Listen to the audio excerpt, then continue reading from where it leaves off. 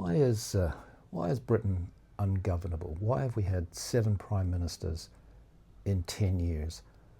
All of them, I should say, failures. David Cameron, austerity, the Brexit referendum. Theresa May, again, just couldn't wrestle through Brexit. We could go on. Liz Truss, Rishi Sunak, now Keir Starmer, all of them failures.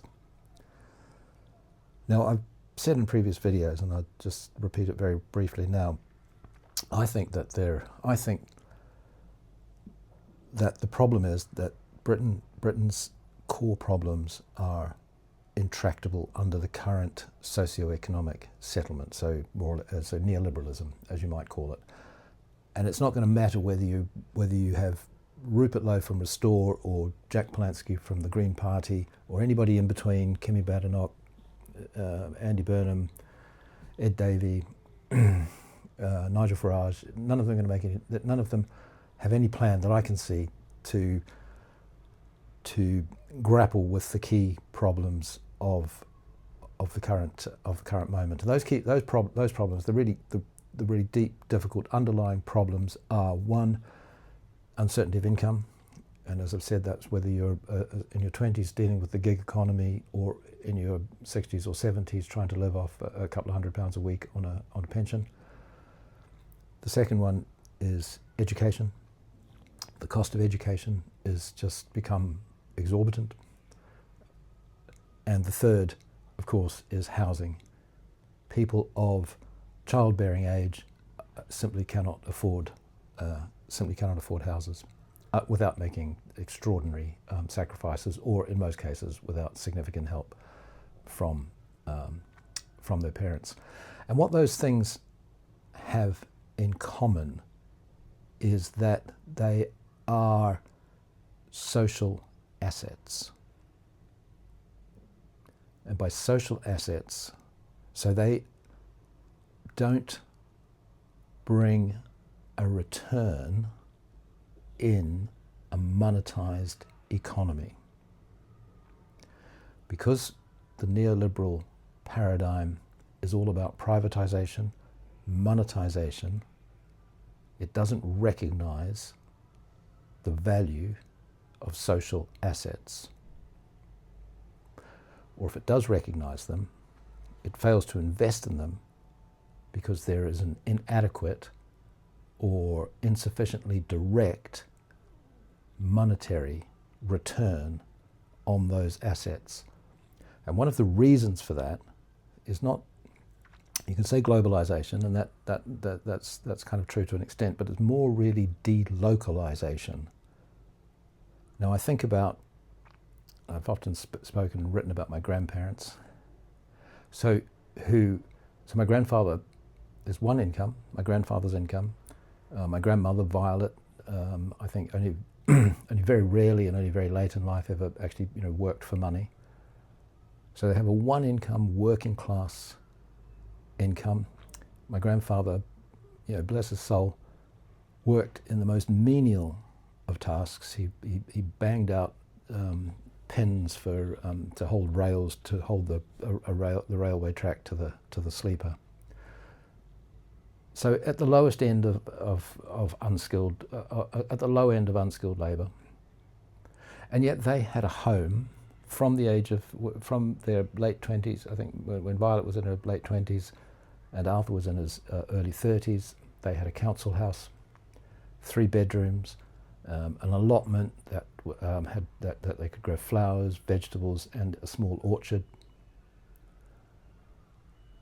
Now, why, you think, did the burghers of Swindon, who had to pay for that through their rates? Arthur and Violet don't pay rates; they're too poor. It's the middle classes who are paying the rates.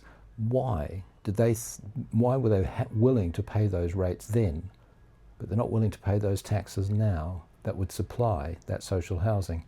And this is where the delocalisation comes in, I think, is that they saw it, the good burghers of Swindon in the 1920s and 30s and right into the 1970s, they owned the shops, the taxis, the repair services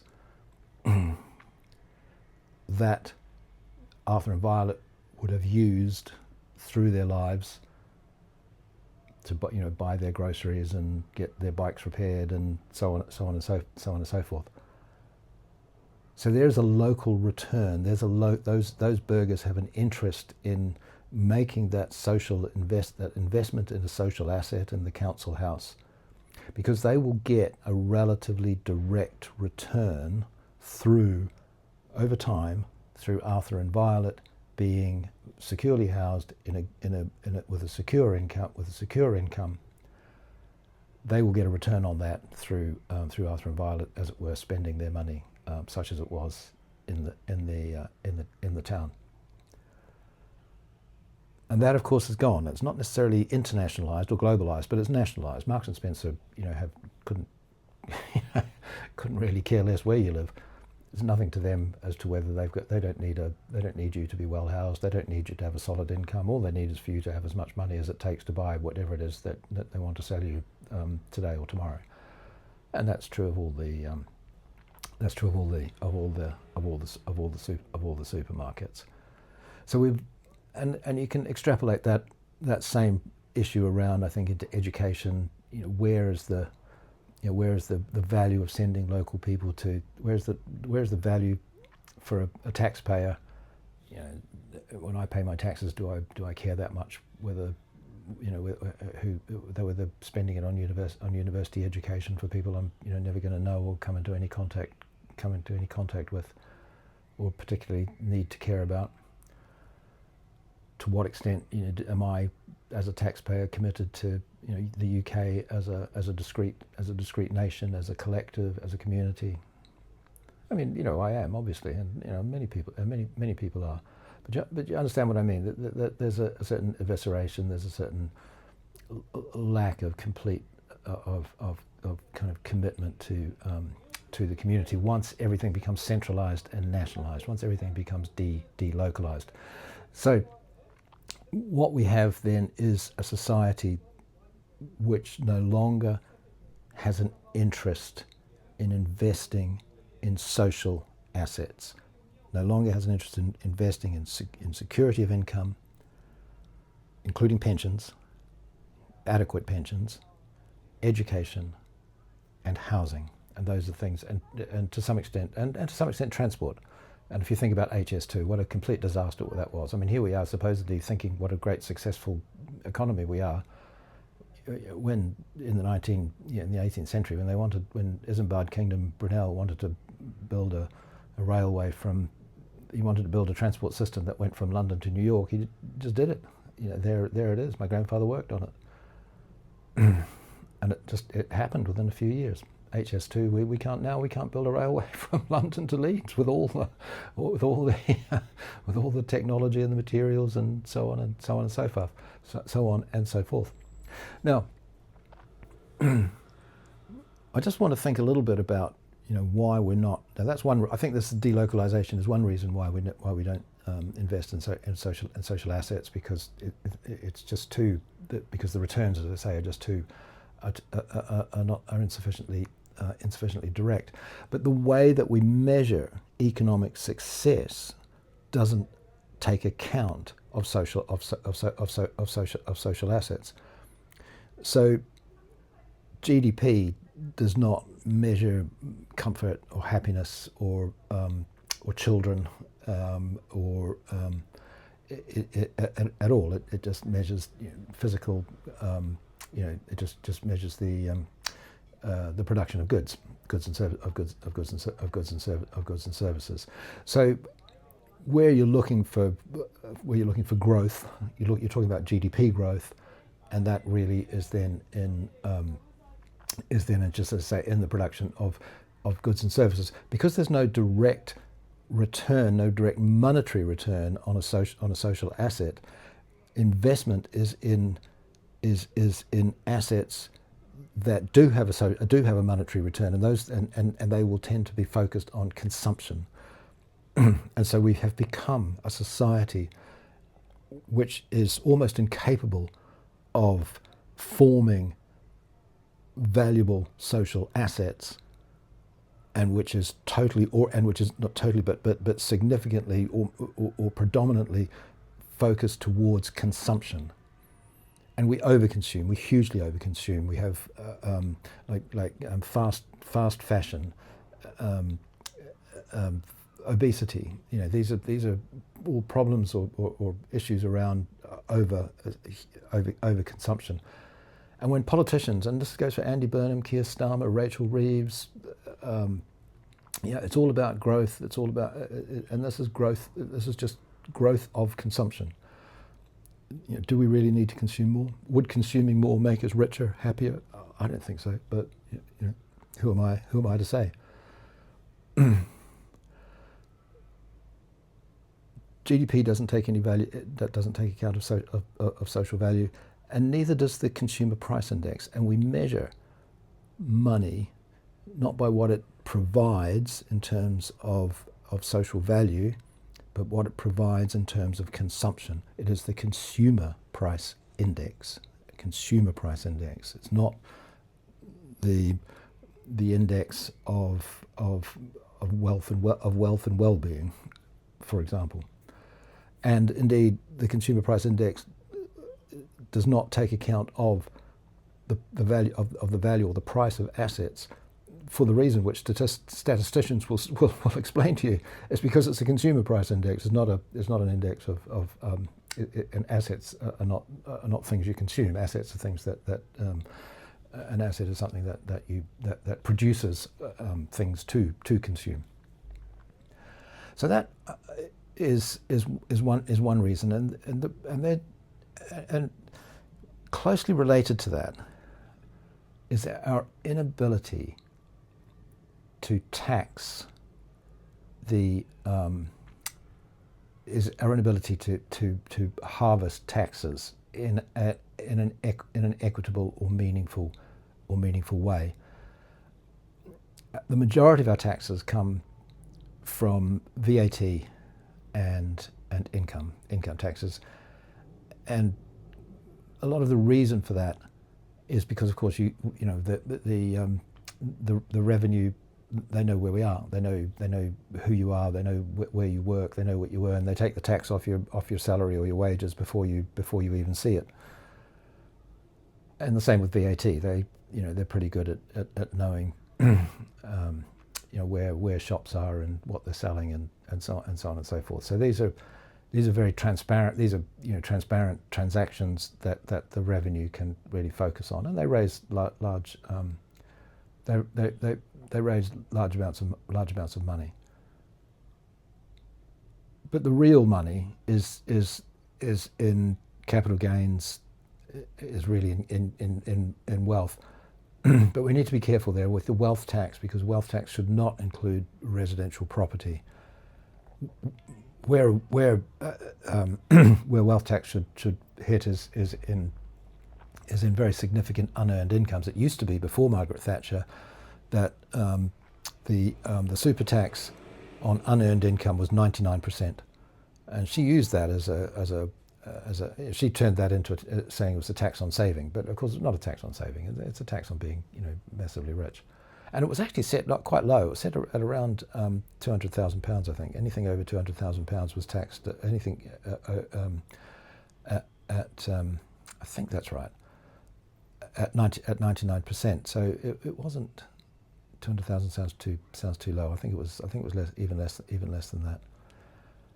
I think it was actually 20,000. It was £20,000. I think. Sorry, yeah, I got that bit muddled up. I think about £20,000 the super tax kicked in and went to about 99%. So that would have been like the equivalent of a few £100,000 now. So not that high. Probably a lower threshold than it really ought to have been. And she was able to weaponise that quite considerably as an excuse for restructuring the tax system so that VAT was increased quite considerably. Higher rates of income tax came down very considerably, and so the poor started paying far more tax than they had, or the poor, or the less well off, the middle classes, the middle and lower classes started paying much more tax than they had than they had in the past. So we've lost, and this really, I think, is also partly globalization. So you have, I sort of tend to think of it that trade agreements tend to be multilateral, but tax agreements tend to be bilateral. So what you have then is Meta or Amazon or Starbucks who can sell their goods in markets where the prices are highest, but they can produce their goods or their services in jurisdictions where taxes and costs are the lowest. So you have in the European Union, for example, the Irish and the Luxembourgian, Ireland and Luxembourg, sort of setting themselves up as low tax havens, and these global organisations, these international organisations, they set their companies, they set their headquarters or their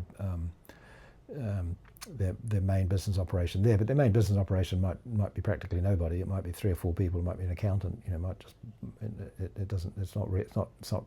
it's just that's the entity that owns the IP, owns the intellectual property. Now you could get around that. You could get onto that pretty quickly, just by slapping a withholding tax onto it. So when Meta switches all its money over to all the money that it generates in the UK, all the revenue it generates in the UK, when it flows it over to Ireland for taxation purposes, as a royalty on its IP or as an interest payment on some intercompany loan or whatever, just slap a withholding tax on it, just 30% or 40%, and just tell Meta, well, write us a letter and explain why it was a legitimate, why the tax, why that transfer should not be taxed. Just let us, to do it. So really, just turn it around the other way. Instead of us trying to have to justify taxing that transaction, let them justify not taxing it.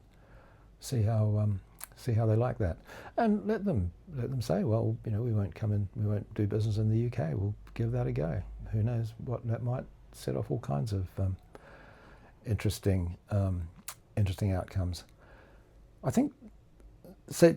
So we've had the lack of an understanding of social value, an inability to tax our wealth and our revenue streams adequately or properly. But just one final point, and this is kind of relates to the taxation issue. One of the big issues around neoliberalism is the switch from the idea of wealth redistribution through the fiscal process, so through taxation, using taxation to redistribute wealth. So Margaret Thatcher, Ronald Reagan, they got rid of that, and they bring in the Laffer curve idea that the less you tax the wealthy, the more they'll invest, and the proceeds of that investment will trickle down through employment and taxes and so on and so forth. Now I think that idea has long lost any kind of credibility, but unfortunately we also have. But while we've lost confidence or lost faith in the idea of trickle down, what we haven't done is restored faith or restored our confidence in the concept of redistribution. And I think that again is that then inhibits or prohibits us from raising the money that would go into social assets, that would go into providing stable incomes, proper